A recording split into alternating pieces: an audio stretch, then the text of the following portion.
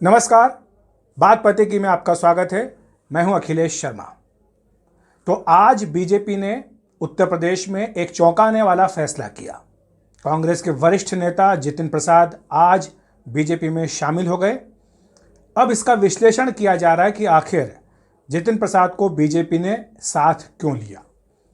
क्या जितिन प्रसाद एक फूका कारतूस हैं या फिर एक ब्रह्मास्त्र हैं? यह एक बड़ा सवाल गूंज रहा है।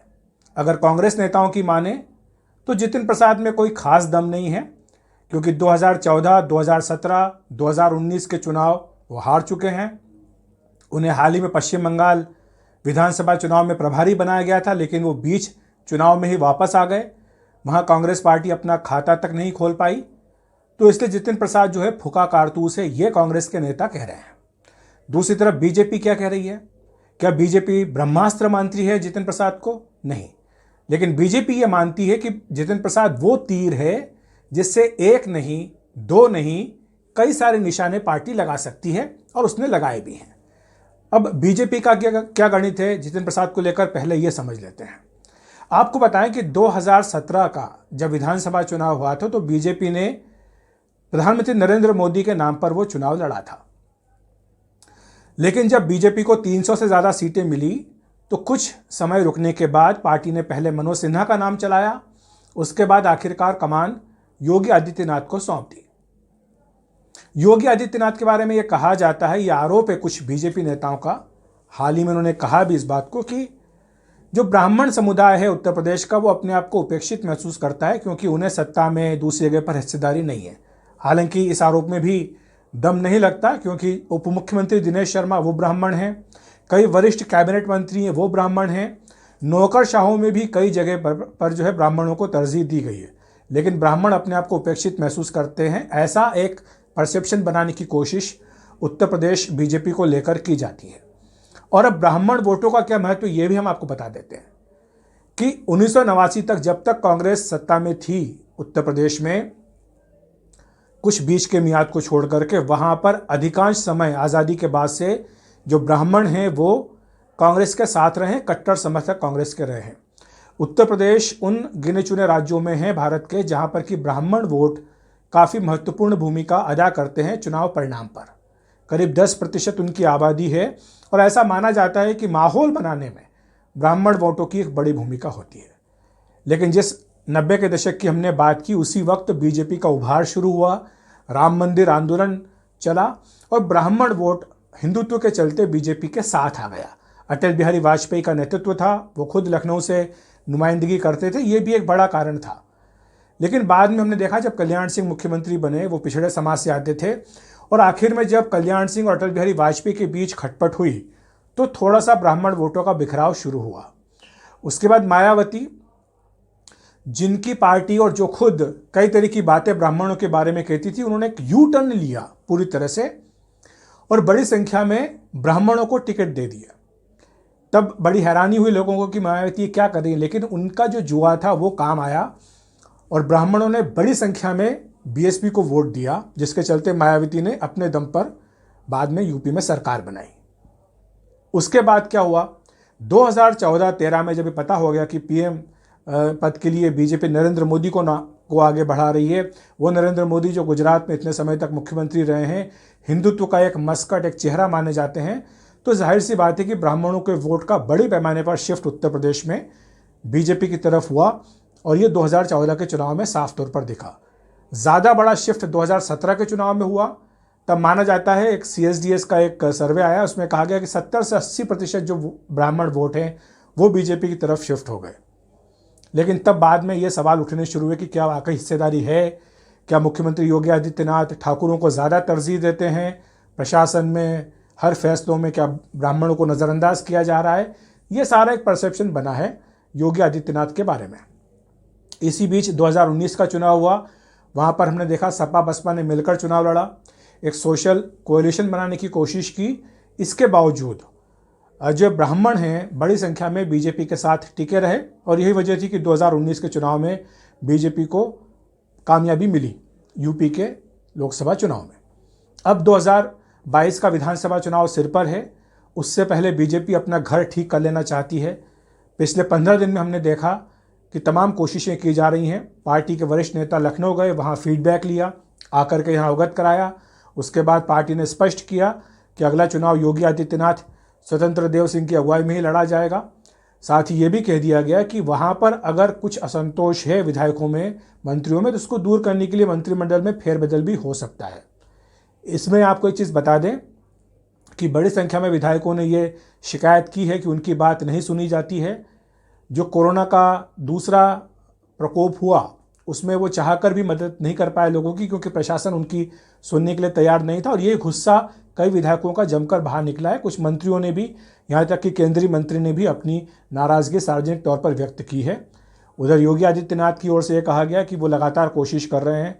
30 दिन में 26 दिन वो लखनऊ से बाहर रहे, दौरे की, वो सारी बातें हम उस पर कर चुके हैं कि किस तरह से अब हो रहा है। लेकिन अब बीजेपी पूरी तरह से चुनाव में जुट गई है। अब हम वापस आते हैं जितिन प्रसाद के ऊपर। जितिन प्रसाद, सही बात है कि वो 2014, 2017, 2019 का चुनाव नहीं जीत पाए। हालांकि 2004, 2009 का लोकसभा चुनाव वो जीते थे। उसके बाद वो मंत्री भी मनमोहन सिंह सरकार में रहे। वो राहुल गांधी के बेहद करीबी माने जाते हैं। 4 नेता, ज्योतिरादित्य सिंधिया, मिलिंद देवड़ा, जितिन प्रसाद और सचिन पायलट, ये राहुल गांधी के खास माने जाते थे। इनको युवा तुर्क कहा जाता था। और मनमोहन सिंह सरकार में जो बुजुर्ग कांग्रेसी थे उनके खिलाफ ये खड़े हुए दिखाई देते थे, इसलिए इनकी एक अलग बातचीत होती थी। जितिन प्रसाद खुद ये कोशिश कर रहे थे कि जो पिता की विरासत है, दादा की विरासत है, खासतौर से मध्य उत्तर प्रदेश में कुछ पॉकेट्स में जहाँ पर कि ब्राह्मणों का वर्चस्व है, वहाँ पर अपनी खोई हुई ताकत वापस ली जाए। ये अपने आप को ब्राह्मण नेता के तौर पर स्थापित करने की भरसक कोशिश कर रहे हैं। इन्होंने एक ब्रह्म चेतना मंच बनाया, जो कि गैर राजनीतिक संगठन कहा गया, जो ब्राह्मणों के लिए था। 1 जून को, अभी जब विश्व ब्राह्मण दिवस था, तो उसकी ट्विटर पर बधाई दी।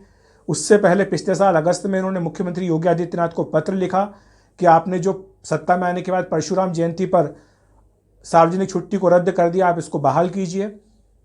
या फिर अलग अलग मुद्दों पर जहाँ की ब्राह्मणों की तथाकथित अत्याचार उनके खिलाफ होते थे, उनको मुद्दा बना करके सोशल मीडिया पर ये योगी सरकार को घेरते रहे हैं। तो ये अपने आप को एक ब्राह्मण नेता के तौर पर स्थापित करने की कोशिश कर रहे हैं। तो जो सारे समीकरण है मैंने आपको बता दिए कि किस तरह से कुछ ब्राह्मण ये मानते हैं कि योगी आदित्यनाथ ने उनको किनारे किया। और अब जितिन प्रसाद ने बीजेपी में उनको ला करके, जो खुद को ब्राह्मण नेता के तौर पर बताना चाहते हैं, कम से कम कुछ ब्राह्मणों को यह संदेश देने की कोशिश की है कि आपको नज़रअंदाज नहीं किया जा रहा है। एक दूसरा कदम जो कल रात को हुआ, अरूप चंद्र पांडे, जो कि बड़े वरिष्ठ नौकरशाह रहे हैं उत्तर प्रदेश के, केंद्र में भी हो रहे हैं, उनको चुनाव आयुक्त बनाया गया है। तो ये 2 ब्राह्मण चेहरे जिनके साथ एक जिम्मेदारी देकर बीजेपी ने संदेश देने की कोशिश की है। ये एक बीजेपी का अपना गणित है। और बीजेपी का दूसरा गणित क्या है?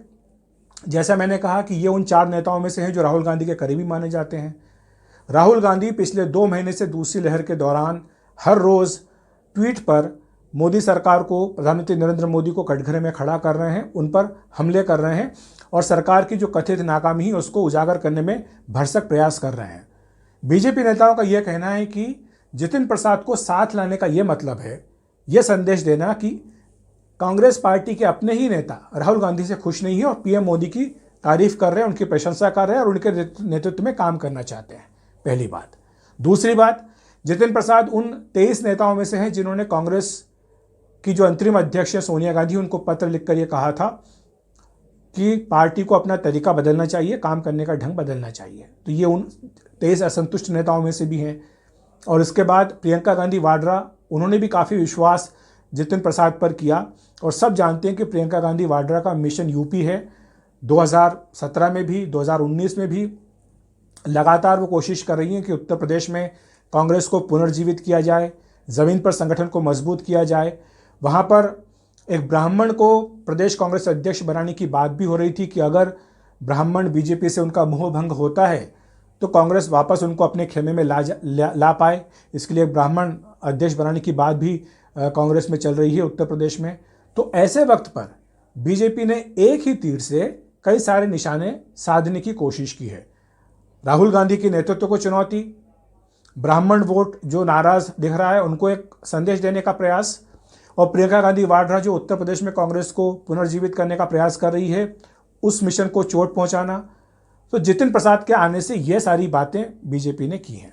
पार्टी नेताओं का ये भी कहना है कि ये तो अभी शुरुआत है, आने वाले वक्त में कई ऐसे नेता हैं कांग्रेस के और साथ ही अन्य पार्टियों के जो बीजेपी में आएंगे। और हमने देखा है कि बीजेपी की एक रणनीति रहती है, चुनाव से ठीक पहले वो दूसरी पार्टियों से नेताओं को अपने साथ लाती है। पश्चिम बंगाल में भी यही हुआ, महाराष्ट्र में भी हुआ, अन्य राज्यों में भी हुआ, उत्तर प्रदेश में भी एक बार फिर से वैसा ही करने का प्रयास बीजेपी करेगी। लेकिन फिलहाल बीजेपी ये संदेश दे रही है कि बाकी पार्टियां चाहे ज़मीन पर ना दिख रही हों, लेकिन बीजेपी न केवल ज़मीन पर दिख रही है बल्कि उसने चुनाव की तैयारियों में भी पूरा ध्यान लगाना शुरू कर दिया है। तो ये जितिन प्रसाद को लाने का गणित है जो कि बीजेपी नेताओं के हिसाब से है। अब जैसा मैंने शुरुआत में कहा था कि जितिन प्रसाद फूंका हुआ कारतूस हैं या फिर एक ब्रह्मास्त्र हैं, ये तो आने वाले वक्त में पता चलेगा। लेकिन यह ज़रूर है कि बीजेपी एक एक करके जो शतरंज की जो बिसात है उस पर अपने मोहरे उत्तर प्रदेश में सेट करना, जमाना उसने शुरू कर दिया है, इस उम्मीद के साथ कि वो सत्ता में वापसी करे 2022 में, क्योंकि वो ये जानती है कि अगर 2024 में उसे दिल्ली फिर से जीतनी है तो उसे लखनऊ होते हुए ही दिल्ली आना पड़ेगा। बात पते की में इतना ही। देखते रहिए NDTV इंडिया।